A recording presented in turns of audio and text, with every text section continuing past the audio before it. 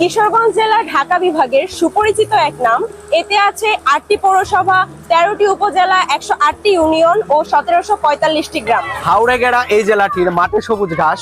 এবার চলুন বর্ণনা করি কিশোরগঞ্জের ইতিহাস।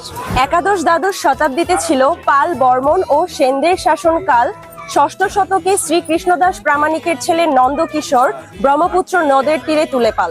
নন্দকিশোরের প্রতিষ্ঠাতে যে জেলাটির উত্থান, সে জেলারই সন্তান আমি কিশোরগঞ্জ তার নাম। ঢাকা থেকে ১৪৫ কিলোমিটার দূরে অবস্থিত এই জেলা। হাওড়ে গেলে দেখতে পাবেন জেলেদের মৎস্য নিয়ে খেলা।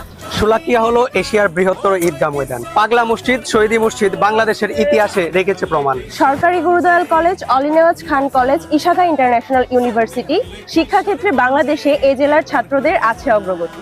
কিশোরগঞ্জের সন্তান চন্দ্রাবতী, যিনি বাংলা সাহিত্যের প্রথম মহিলা কবি।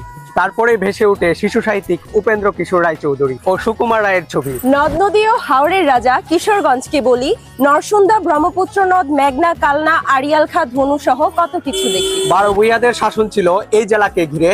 মুগ্ধ হবেন সঙ্গীত কীর্তন নৌকা বাইচের ভিড়ে। ধান, পাট ও অন্যান্য সবজি সহ নানান ফসলের মেলা অন্যতম অবদান রাখে অর্থনীতির বেলা। এবার বলছি কিশোরগঞ্জের ১৩ থানার নাম।